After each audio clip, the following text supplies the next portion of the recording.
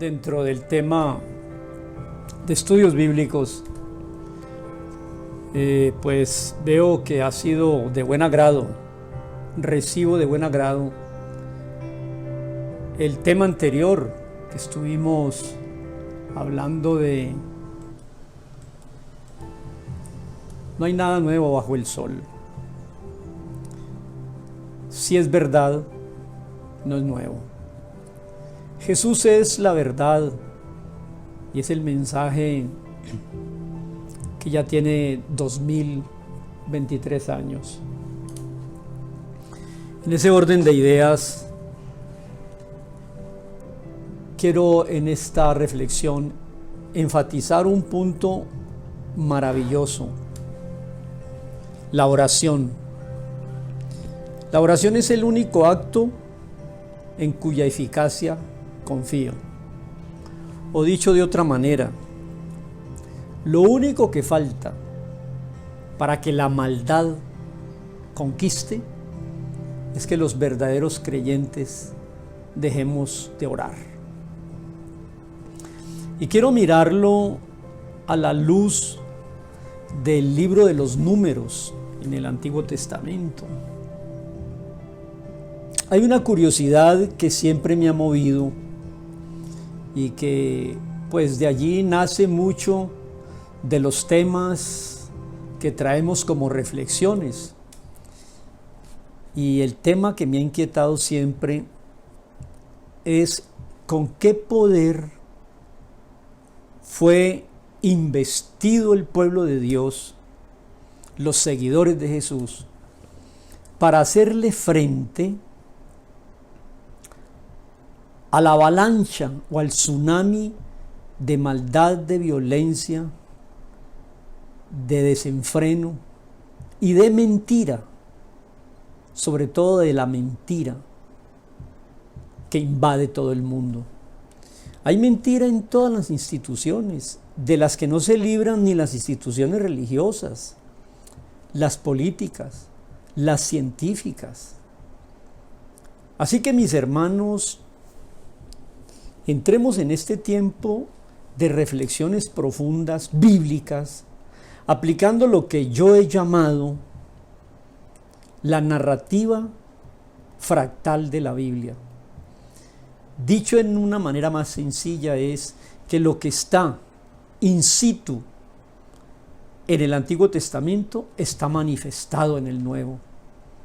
Como quien dice que lo que está en forma de semilla o de una primera mención en los textos del Antiguo Testamento está totalmente explícito y explicado en el Nuevo Testamento. De la semilla al árbol. La narrativa bíblica, en forma encapsulada o encriptada en el Antiguo Testamento, es totalmente aclarada en el Nuevo Testamento. Un ejemplo, porque el auditorio o la audiencia de este espacio puede tener, me aventuro a decirlo, un prejuicio con respecto a la Biblia, que la interpretan, que la malinterpretan, que la manipulan, que la instrumentalizan, que la manejan, que la tergiversan. Y todo eso es cierto. Por eso estos estudios bíblicos tienen como uno de los muchos propósitos aclarar todas esas inquietudes. Quiero decirle, amigo buscador, que la Biblia es interpretada por la Biblia. Segundo, que en la Biblia lo que está insinuado en el Antiguo está reflejado en el Nuevo, explicado. El ejemplo, los corderos que se sacrificaban en el Antiguo Testamento, con cuyo sacrificio y derramamiento de sangre las personas en el Antiguo Pacto sentían el perdón, en el Nuevo Pacto el cordero que derrama su sangre como expiación y pago por el pecado es no un animalito como en el Antiguo Testamento, sino que todo eso apuntaba Allá lo insinuaba apuntando a la persona, el Cordero de Dios que quita el pecado del mundo. Por eso lo hemos dicho y me encanta esto. Juan el Bautista, que nació 6 meses antes del nacimiento de Jesús, que es familiar de Jesús, son primos. Juan el Bautista hizo el resumen del Antiguo Testamento cuando vio venir a Jesús el día que lo bautizó en el Jordán y dijo: allí viene el Cordero de Dios. Yo me imagino que el auditorio que tenía Juan Bautista en ese momento miró hacia atrás para ver el Cordero de Dios. Y el que venía era Jesús. Eso es una de las reglas más preciosas de interpretación bíblica. ¿Cómo interpretamos la Biblia? Jesús es la única interpretación de la Biblia. Que si viene, que si no viene, que cuándo viene, qué señales hay de su venida. Todos esos son detalles aleatorios. Carpintería bíblica. El texto bíblico, querido y admirado buscador y seguidor, es uno solo. El tema de la Biblia es Jesús. Jesús es el espíritu de la profecía. Jesús es Dios en medio de nosotros, Emmanuel, Dios con nosotros. Lleve todo su pensamiento cautivo a Jesús y tiene usted la más extraordinaria regla de interpretación bíblica que no lo dejará equivocar, que no lo dejará manipular, que no lo llevará a la desesperación, al vacío existencial, a la angustia y al estrés. ¿Cómo se interpreta la Biblia? Con las gafas de Jesús. Así que, mis hermanos y amigos, vamos a hablar de la herramienta,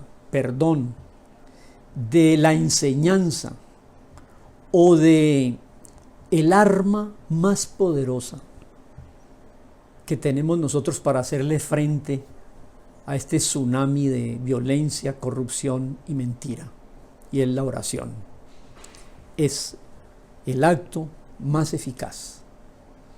¿De dónde podemos entender para que al terminar esta reflexión tenga usted 2 seguridades?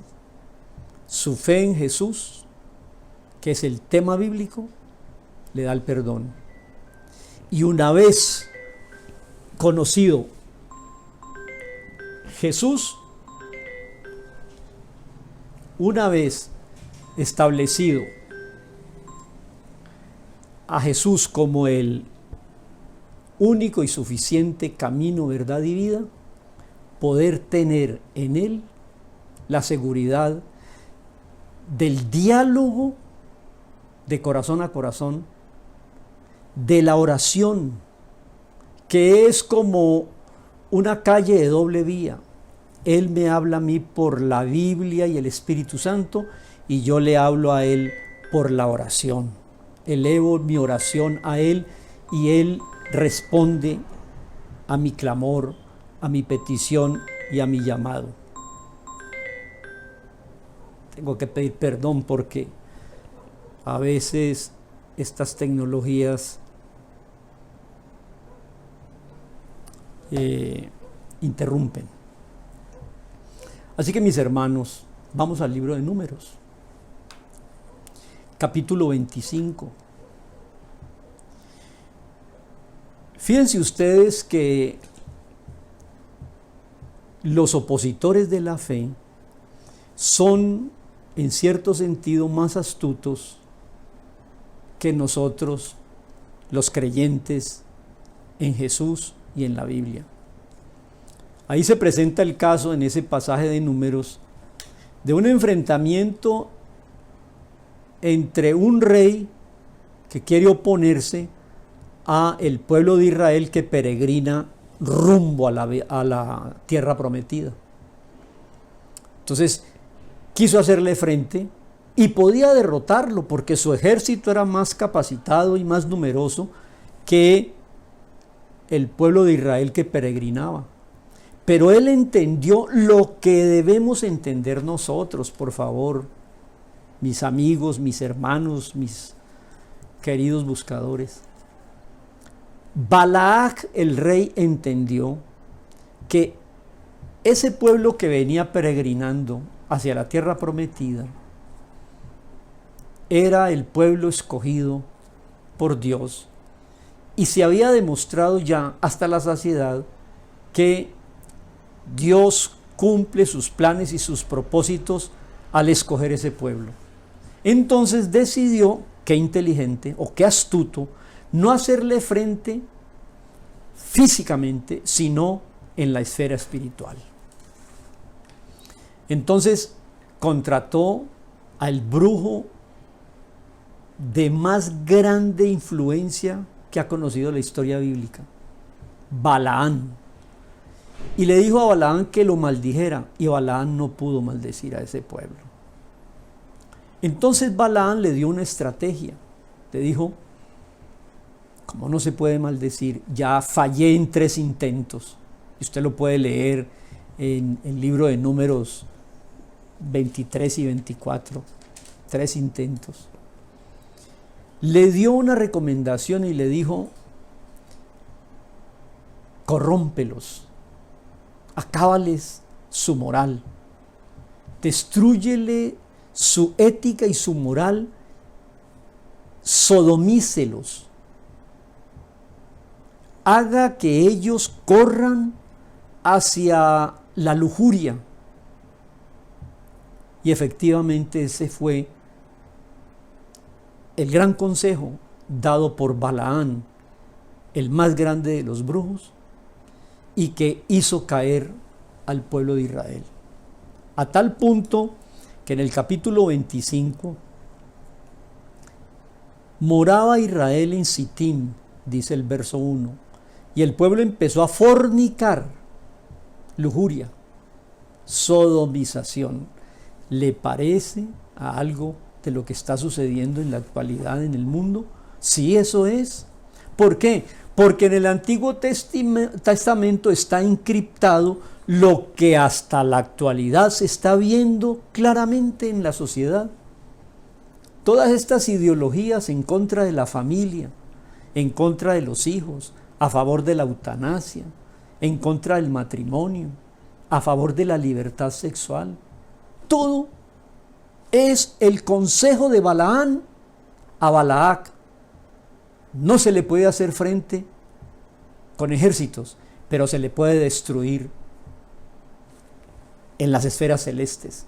Y es allí donde nosotros tenemos el gran legado que Jesús nos dejó, la oración. Quiero decirles, hay mucha gente y muchos grupos y muchas organizaciones que quieren luchar contra todas estas leyes que son contrarias al buen vivir y al buen proceder. Sí, y las apoyamos. Pero nosotros, por favor, recurramos a la oración, que es el acto único y eficaz en el cual Jesús puede confiar. No dejemos de hacer el testimonio, la proclamación, las reuniones de nuestros grupos, el estudio de la Biblia como lo hacemos aquí, pero no olvidemos la oración, porque es en las esferas celestes donde se luchan esas grandes batallas. Dicho de otra manera, se cierne sobre el mundo entero, todo el mundo, el globo terráqueo, la sombra engañosa de huestes espirituales de maldad en las esferas celestes. Y uno de sus cabezas de turco y puntas de lanza es las comunicaciones. Sí, el cine, la prensa, la radio, la televisión, las redes sociales. Créame que la lucha es en las esferas celestes. Si usted quiere manipular una sociedad, empiece por cambiarles el lenguaje, las comunicaciones, la libertad de expresión, empiece a amordazar la verdad, prohíba la Biblia, prohíba la predicación, prohíba que se proclame la ética, la moral, las buenas costumbres. Ese fue el consejo. Mire, moraba Israel en Sitín y el pueblo empezó a fornicar con las hijas de Moab. Moab es un pueblo que nace del incesto de un padre con su hija. Todo eso dice la Biblia, todo eso. ¿Y por qué se llama Moab? Moab quiere decir orgullosamente incestuoso. ¿Le suena algo de orgullo eso? De lo que estamos escuchando hoy. Y las grandes empresas productoras de cine, de radio y de televisión están, yo diría, influenciadas, manipuladas o subsidiadas por gentes que tienen como estrategia la lujuria y la sodomización de la sociedad mundial, sobre todo en Occidente. Y quiero enfatizarlo, sobre todo en Occidente. ¿Qué es Occidente? Europa, América y nuestra Latinoamérica. Entonces, en ese trasfondo que he dicho, el verso 2 del capítulo 25 dice: estas hijas de Moab invitaban al pueblo de Dios a los sacrificios a sus dioses, y el pueblo comió y se inclinó a sus dioses. Hay una relación directa, biunívoca, entre idolatría y lujuria. ¿Por qué será que todos esos actos lujuriosos se hacen dentro de orgías, borracheras y farras? Pues bueno, esa es la estrategia. Y allí, en ese momento, estaba Moisés exhortando al pueblo y entró una pareja formada por una princesa de ese grupo, de ese pueblo, y un miembro del pueblo de Dios, en presencia de todos, en medio de la exhortación que estaba haciendo su líder Moisés, y entraron a su carpa en una forma desafiante, y corrió de entre la multitud un joven de nombre Finés, que lleno de ira y de celo santo, de ira santa y de celo santo, viendo que el pueblo se profanaba en esa inmoralidad, y procedió contra esa pareja y cesó la mortandad. Eso dice allí, verso 7. Finés, el hijo del sacerdote Eleazar, hijo de Aarón, se levantó de en medio de la congregación, tomó su lanza en la mano, verso 8, fue tras el varón de Israel a la tienda y lo alanceó a ambos, al varón de Israel y a la mujer, por el vientre, y cesó la mortandad de los hijos de Israel, y murieron por aquella mortandad 24,000. Quiero redondear la idea. El celo de este joven Finés, hijo de Eleazar, hijo del sacerdote Aarón, llevó a un acto atrevido, heroico, y cesó la mortandad. Entonces el verso 10 dice: Moisés, ven, le dijo Dios, ese Finés, hijo de Eleazar, hijo del sacerdote Aarón, ha hecho apartar mi furor de los hijos de Israel, llevando él celos, por lo cual yo no he consumido en mi celo a los hijos de Israel. Por tanto, diles: he aquí, yo establezco mi pacto de paz con él. Mi pacto de paz. Aquí podríamos sacar una relación entre líneas. Todo pueblo que baja sus normas morales y su respeto a la familia y cae en el libertinaje de la lujuria y la inmoralidad, es un pueblo violento. Tiempo faltará para mirar todo eso, y los sociólogos tendrán que decir que las sociedades que caen en ese tipo de lujuria y promiscuidad son sociedades violentas.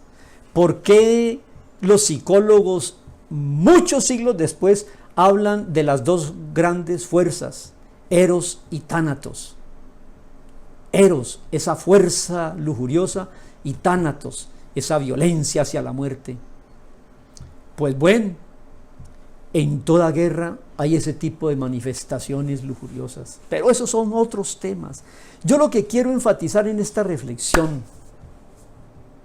para que entendamos que orar es el único acto cuya eficacia total está comprobada.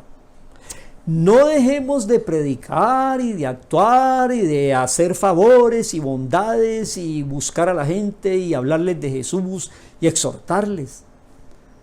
Pero la oración no debe ser olvidada. Y tengo una ilustración para terminar esta reflexión de hoy. Entonces, yo establezco mi pacto con él, dice el verso 12. Y tendrá él, dice el verso 13, y su descendencia después de él, de Finés, pacto de sacerdote perpetuo, por cuanto tuvo celo por Dios e hizo expiación por los hijos de Israel. Todos los que tenemos ese celo de guardar la pureza de la familia, la pureza de la pareja y la pureza de la moral y la ética, somos herederos de Finés y Dios se agrada con nosotros. Sacerdocio. ¿Qué es un sacerdote? Sencillamente un sacerdote es el que, siendo hombre, quiere hacer un puente con las cosas de Dios. El gran sacerdote es Jesús, pero a nosotros nos dejó esa función de seguir exhortando y hablando. ¿Cómo quiero terminar yo esta reflexión? Pues eso que está en Números, como hemos dicho, en forma de semilla o en forma incita, se refleja en el Evangelio de Juan, y allí quiero terminar esta reflexión de hoy.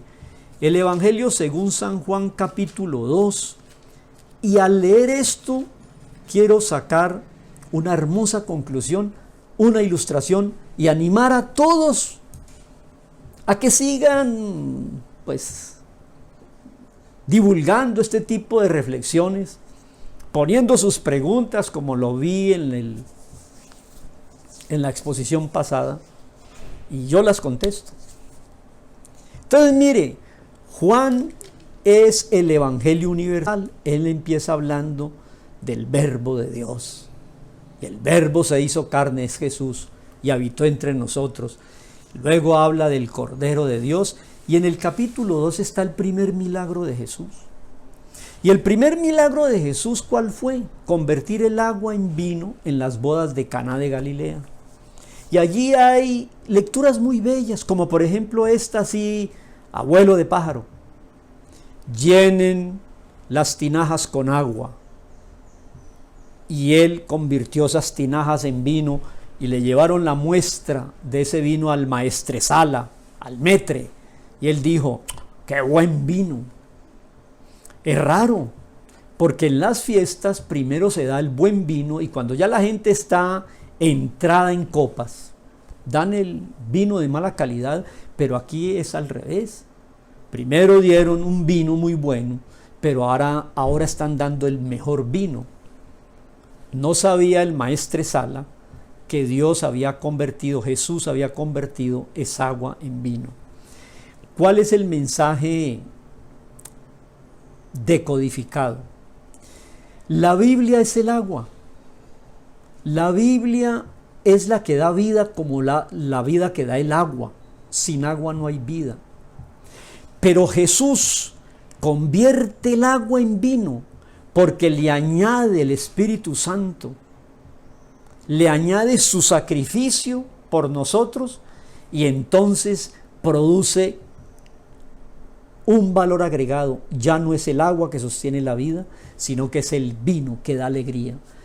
lea la palabra de Dios, que es el agua viva, y entendiendo que habla de Jesús, tendrá alegría frente a toda esta hecatombe que se está viniendo al mundo. Es eso. Entonces, después del milagro de las bodas, busque su Biblia. El texto del capítulo 2 de Juan habla en el verso 13 de la purificación del templo. Así es el Evangelio de Juan, capítulo 1, el Verbo hecho carne, Jesús. Y Juan Bautista predicando que ahí viene el Cordero de Dios. Capítulo 2, convierte el agua viva en el alegre vino para que disfrute la vida confiando en Jesús. Y allí viene la purificación del templo. Estaba cerca la Pascua, verso 13. Subió Jesús a Jerusalén.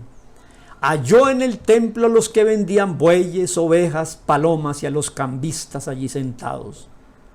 Entonces hizo un azote con cuerdas y echó fuera del templo a todos los mercaderes, a las ovejas, a los bueyes. Volteó las mesas de cambio de los cambistas, volcó las mesas y dijo, muy disgustado: quiten de aquí esto y no hagan de la casa de mi padre casa de mercado. Y el verso 17, entonces se acordaron los discípulos. ¿De qué se acordaron? Versículo 17, entonces se acordaron sus discípulos que está escrito, el celo de su casa me consume. ¿De qué se acordaron los discípulos cuando vieron a Jesús que hizo un látigo, un perrero, y sacó a los que profanan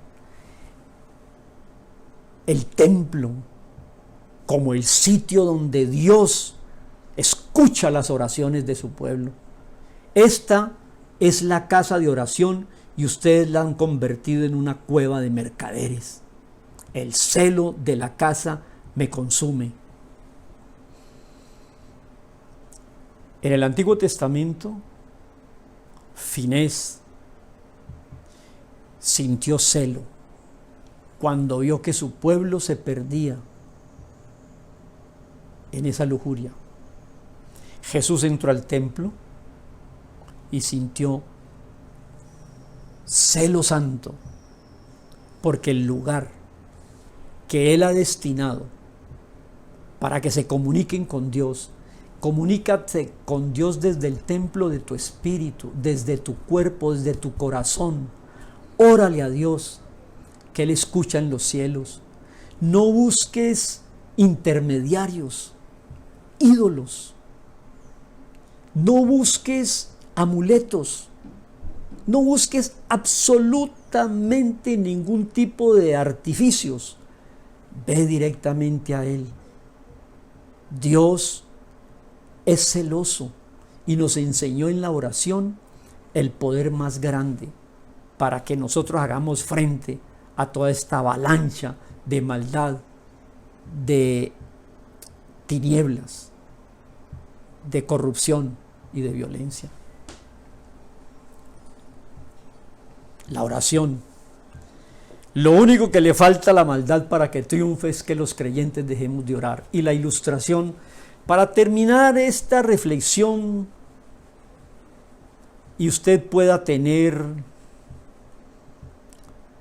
un momento para tomar la decisión de leer la Biblia sin prejuicios, de no darle ninguna otra interpretación que no sea Jesús, el Cordero de Dios que quita el pecado, para que entregue su vida a Él y empiece a partir de hoy a comunicarse con Él a través de la oración. Y la ilustración que se me ocurre es esta: la pelea del águila y la serpiente. ¿Cómo es esa lucha de esos dos animales? Pues quiero llamar su atención. ¿Ha visto usted la serpiente la culebra, moverse en su forma rastrera sobre la tierra. Yo he tenido la experiencia de ver la agilidad de esos animales serpenteando sobre la tierra y en una velocidad como un rayo. La serpiente es como el símbolo de la maldad. Es el único animal que está dotado por la naturaleza de una visión infrarroja. Ella puede ver en las tinieblas, se mueve ágilmente sobre la tierra, ve en la oscuridad y ataca de abajo.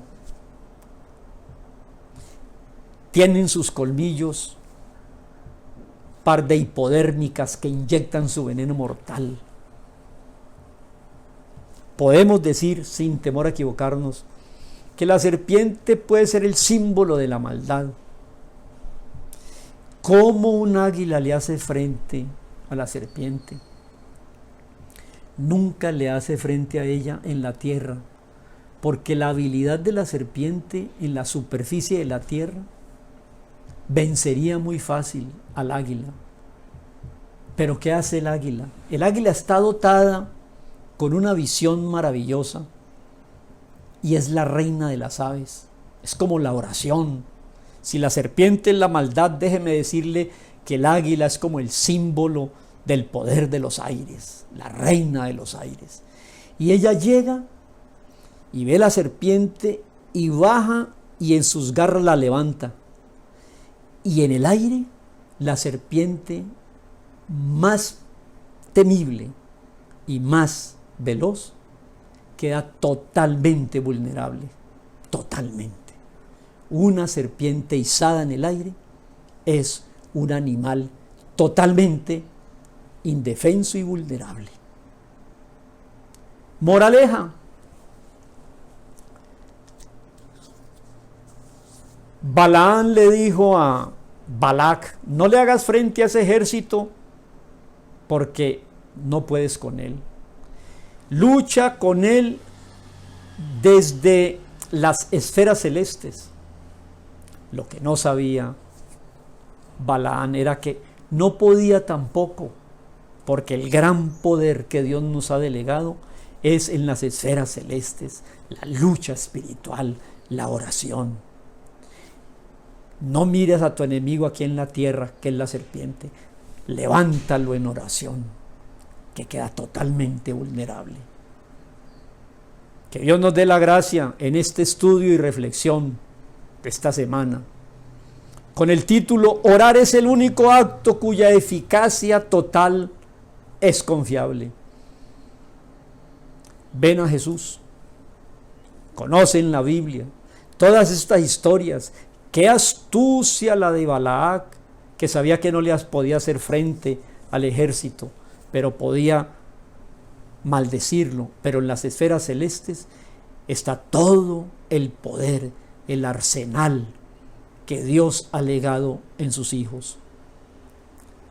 Colofón: quien sabe estar de rodillas en oración puede permanecer de pie frente a cualquier tipo de ataques físicos, económicos, filosóficos. Vivamos de rodillas ante Dios para poder vivir de pie ante los hombres. Y como dijo Albert Einstein, el hombre solo es grande cuando está de rodillas. Que el Señor nos bendiga y nos guarde. Que el Señor haga resplandecer su rostro sobre nosotros y oremos para que la paz reine y Jesús regrese como Rey de Reyes y Señor de Señores. Que el Señor les bendiga.